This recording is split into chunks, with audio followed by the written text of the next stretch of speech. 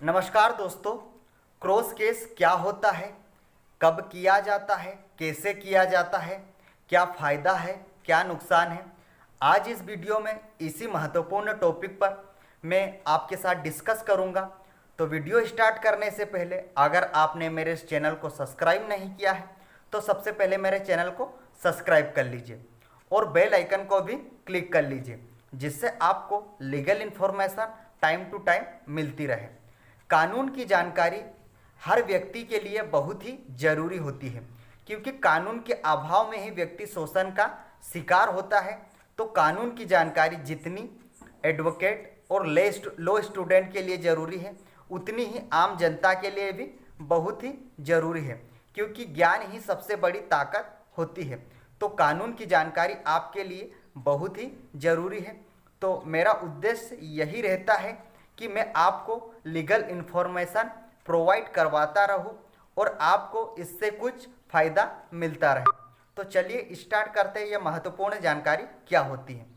जब किसी मामले के अंतर्गत एफआईआर की जाती है, मान लो दो पक्षों के बीच किसी तरीके का विवाद हुआ और उस विवाद के चलते मारपीट हो गई, हल्की फुल्की मारपीट हो गई और उसमें चोट आ गई। तो जब व्यक्ति एफआईआर करवाने जाता है, मान लो एक पक्ष एफआईआर करवाने गया, तो वह एक पक्ष अगर एफआईआर करवाता है तो वहाँ पर क्रॉस एफआईआर उसे नहीं कहा जाएगा। जब दोनों पक्ष उसी मामले के तहत एफआईआर करवाते हैं तो वह क्रॉस केस होता है। ऐसा नहीं है कि मान लो किसी एक व्यक्ति ने एफआईआर करवाई, एक पक्ष ने एफआईआर करवा दी और दूसरा पक्ष कुछ दिनों के बाद दूसरे मामले के तहत एफआईआर करवाता है, तो यह क्रॉस केस नहीं होता है। क्रॉस केस के अंतर्गत दोनों पक्ष एक ही मामले को लेकर एफआईआर करवाते हैं, यह होता है क्रॉस केस। क्रॉस केस में दोनों पक्षों की एफआईआर एक ही मामले को लेकर की जाती है। मान लो एक पक्षकार की एफआईआर पुलिस थाने में नोट कर ली जाती है और दूसरे पक्षकार की एफआईआर जब थाने में नोट नहीं की जाती है, तो पिछले वीडियो में मैंने आपको बताया है कि आप एसपी साहब को एप्लीकेशन देकर एफआईआर नोट करवाने की प्रार्थना कर सकते हैं, या तो आप कोर्ट के माध्यम से सीआरपीसी के सेक्शन 156 के सबसेक्शन 3 के तहत एफआईआर दर्ज करवा सकते हैं। इस तरीके से आप एफआईआर दर्ज करवा सकते हैं। तो दोनों पक्षों के बीच क्रॉस केस की एफआईआर हो जाती है। ज़्यादातर मामलों में देखा जाता है कि जो ज़मीनी विवाद होते हैं उसमें क्रॉस केस होता है। मान लो ज़मीनी विवाद दोनों पक्षों के बीच हुआ और उनमें विवाद हो जाता है, तो ऐसे मामलों में उन दोनों पक्षों के बीच विवाद के साथ साथ मारपीट हो जाती है, तो वो दोनों पक्ष क्रॉस केस कर देते हैं। तो ऐसे मामलों में क्रॉस केस किए जाते हैं।